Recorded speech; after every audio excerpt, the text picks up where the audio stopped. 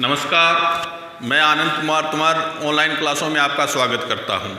आज हम कक्षा 8 में अध्याय 2 है एक चर वाले रैखिक समीकरण, उसके बारे में अध्ययन करेंगे। एक चर वाले रैखिक समीकरण के बारे में जानकारी करने से पहले हमें ये देख लेना चाहिए कि समीकरण क्या होते हैं। समीकरण क्या चीज़ है? समीकरण ये समीकरण का अर्थ होता है समान और करण का अर्थ होता है करना, यानी समान करना। जो चीज़ें हमें दे रखी है उनमें समानता करना। और समीकरण के जो मुख्य भाग होते हैं वो है हमारे पास में जो समीकरण के मुख्य भाग होते हैं वे हैं, सबसे पहले तो उसके पक्ष होते हैं। क्या होते हैं? पक्ष। दो पक्ष होते हैं। सबसे पहला भाग होता है पक्ष। पक्ष दो होते हैं, दायां पक्ष और बायां पक्ष। ठीक है। फिर उसके अंदर होते हैं चर, अचर, और फिर उसके बाद में होती है संक्रियाओं के चिन्ह, प्लस या माइनस या गुणा या भाग, इस प्रकार की संक्रियाएं दी जाती है। अब समीकरण के बारे में थोड़ी सी और जानकारी प्राप्त करने के लिए मैं यहाँ एक समीकरण लिख रहा हूँ। 2x + 3 = 8। ठीक है। अब मेरे पास ये एक समीकरण है।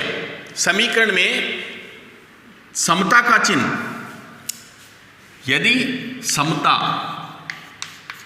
कहते हैं बराबर के चिन्ह को। ठीक है ना? बराबर, यदि हमारे पास यहां बराबर का चिन्ह है तो यह समीकरण है। यदि बराबर का चिन्ह नहीं है तो इसे हम समीकरण नहीं कह सकते। इस चीज का ध्यान रखिए। जो सवाल दे रखा है उसके अंदर यदि समीकरण तभी कहलाएगा जब उसके मध्य समता का चिन्ह होगा।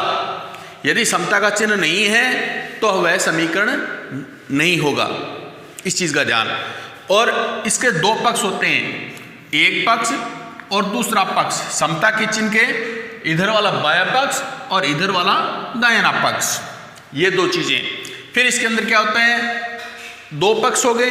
फिर दूसरी चीज है चर और अचर।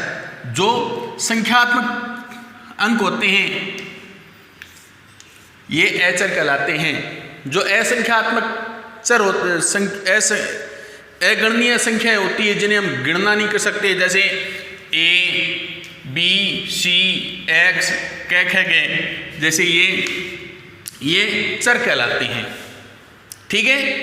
और अब क्या है कि हमारे पास इसके अंदर दो पक्ष आ गए, बायां पक्ष, समता का चिन्ह, चर, अचर, और ये आ गया प्लस या माइनस, जो भी संक्रियाएं हैं उनके चिन्ह दिए जाते हैं। तो ये हमारे पास में समीकरण के बारे में जानकारी की है हमने। अब आगे चलते हैं समीकरण को सरल करना या हल करना। यहाँ मैं आपको एक समीकरण दे रहा हूँ और उसे हम हल किस प्रकार करेंगे यह देख लीजिए। समीकरण को हल किस प्रकार करते हैं? इसके दो तरीके हैं। पहला तरीका क्या है? जो भी हमें मान दे रखे हैं उसको चरणबद्ध तरीके से हल करना। ठीक है। फिर दूसरा तरीका एक और है जिसे हम पक्षांतरण बोलते हैं, यानी सीधे ही पक्ष का अंतरण कर देते हैं वह बदल करके। तो यहाँ हम सबसे पहले करते हैं समीकरण को जो चरणबद्ध तरीके से हल करने का करते हैं। तो हमारे पास पहला एक उदाहरण आ रहा है, 2x - 3 = 7। 2x - 3 = 7। यह हमारे पास एक उदाहरण के तौर पे मैं यह ले रहा हूं। अब सबसे पहले हमें जो संक्रियाएं दे रखी है उसका उल्टा करना है। कैसे? यदि योग की संक्रिया दे रखी है तो हम क्या करेंगे? माइनस कर देंगे। माइनस की संक्रिया दे रखी है तो योग कर देंगे। गुणा की दे रखी है तो भाग कर देंगे, और भाग की दे रखी है तो गुणा करना है। एक का उल्टा करना है। इस चीज का ध्यान रखिए। इसे समझने का सबसे बढ़िया तरीका है कि जो क्रिया दे रखी है ठीक उसकी उल्टी प्रतिक्रिया करना। जैसे मेरे पास यहाँ सबसे पहले मैं सवाल देख रहा हूँ तो मेरे पास यहाँ पर क्या दे रखा है? घटाव की संक्रिया दे रखी है। कितने घटाए गए हैं? 3। तो पहले चरण में मैं क्या करूंगा, सबसे पहले क्या करूंगा, दोनों पक्षों में क्या है, दोनों पक्षों में 3 जोड़ने पर, तो दोनों पक्ष हैं, ये बायां पक्ष है, ये दायां पक्ष है, 2x माइनस 3 ये आ गया, इसके अंदर मैं क्या करूंगा, 3 जोड़ दूंगा, फिर बराबर का चिन्ह 7 प्लस 3, ठीक है, 3 में से 3 गए 0, 0 लिखते हैं तो भी ठीक है, नहीं लिखते हैं तो भी ठीक है, इसका मान आ गया 2x बराबर 7 और 3 10, ठीक है। अब आगे हमारे पास क्या दे रखा है, 2x दे रखी है, संक्रिया किसकी है, यदि इस प्रकार की संक्रिया हो तो हम क्या करते हैं, 2 गुणा x लिखते हैं। आगे ध्यान में, 2x का मतलब 2 को x से क्या कर रखा है, गुणा करना है, तो यहां पर गुणा करना है, तो इसका मतलब क्या करेंगे हम, भाग। तो अब क्या करेंगे, पहला चरण हमारा पूरा हुआ, दूसरा चरण आ गया, तो दूसरे चरण में क्या करेंगे, लिखेंगे दोनों पक्षों में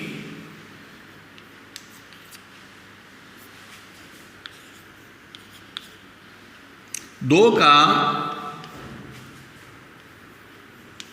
भाग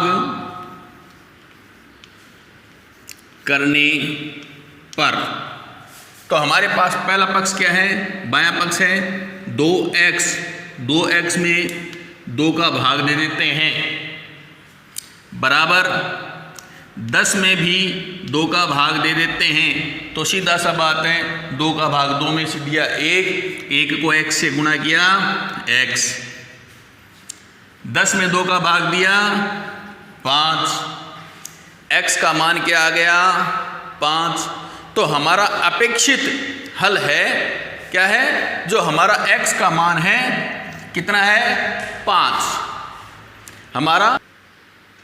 आगे हम करते हैं प्रश्नावली 2.1 का सवाल संख्या 2। सवाल संख्या 2 क्या कह रहे हैं, y प्लस 3 बराबर 10, ठीक है, y में 3 जोड़ देते हैं तो हमारे पास मान कितना आता है 10। अब हम करते हैं पक्षांतरण से, पिछला हमने चरणबद्ध तरीके से किया, मान रख कर किया, अब हम करेंगे सीधा पक्षांतरण विधि से। तो सीधा पक्षांतरण विधि से किस प्रकार करेंगे, सबसे पहले y प्लस 3 बराबर 10, तो उस स्थिति में क्या है, इस प्रक्रिया का में है वो प्लस 3 है, इसका पक्षांतरण करते हैं। पक्षांतरण कहते हैं एक पक्ष में से उठाना और दूसरे पक्ष में से रख देना। लेकिन एक चीज ध्यान रखिए, जैसे ही ये समता का चिन्ह पार करता है, इसका जो चिन्ह है वो बदल जाएगा। इसी प्रकार जो मैंने यहाँ बताए थे, प्लस का माइनस में, माइनस का प्लस में, गुणा का भाग में, भाग का गुणा में। तो ये 3 किसके हैं, प्लस के, इधर आते हैं किसके हो जाएंगे, माइनस के। तो यहाँ रखा मैंने क्या y, अब मैं यहाँ क्या कर रहा हूँ, 3 का पक्षांतरण कर रहा हूँ, यहाँ लिखूंगा 3 के पक्षांतरण करने पर, 3 के पक्षांतरण करने पर, तो 3 का पक्षांतरण करता हूं तब क्या आएगा, y बराबर 10 और 3 इधर जाते हैं किसके हो जाएंगे, माइनस के। अब y का y बराबर 10 में से 3 गए, बच गए मान, बच गए 7, तो हमारे पास y का मान कितना आ गया 7, तो हमारे पास अपेक्षित मान कितना आ गया 7, तो y का मान कितना आ गया 7। आगे का सवाल है सवाल संख्या 7, ये दे रखा है 2x बटे 3 बराबर 18। इसके अंदर हम क्या करेंगे, 2x बटे 3, या इसको हम इस प्रकार लिख सकते हैं 2 बटे 3x, ठीक है ना। 2 बटे 3 को x से क्या कर रखा है, गुणा, ये समझने की तरीका है। इसे हम चरणबद्ध तरीके से करेंगे तो सबसे पहले 3 का भाग दे रखा है तो 3 से गुणा कर देंगे, फिर 2 से गुणा कर रखा है तो 2 से भाग दे देंगे, वो तरीका है। लेकिन हम यहाँ क्या कर रहे हैं, पक्षांतरण विधि से करें, तो पक्षांतरण विधि में क्या करेंगे, 2 बटा 3 का पक्षांतरण पक्षांतरण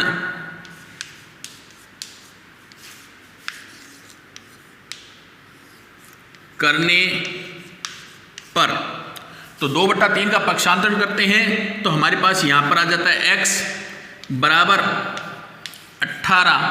18 को क्या करना है, यहां कर रखा है गुणा, तो इधर क्या हो जाएगा भाग 2/3। अब 18 में 2/3 का भाग देते हैं तो 18 इंटू 3/2, 2 से 9 कट रहे हैं, 2 से 18 कट रहे हैं, 2 का भाग 18 में दिया 9, 9 को 3 से गुणा किया, 9 तिया 27, x बराबर 27। इस प्रकार हम ये x का अपेक्षित मान है वो 27 होता है। आपको मैंने प्रश्नावली 2.1 के अंदर समीकरण, समीकरण के भाग और समीकरण हल करने के तरीके के बारे में बताया है। आप भी इस प्रकार इनका अभ्यास करें, घर पर अभ्यास जरूर करें। धन्यवाद।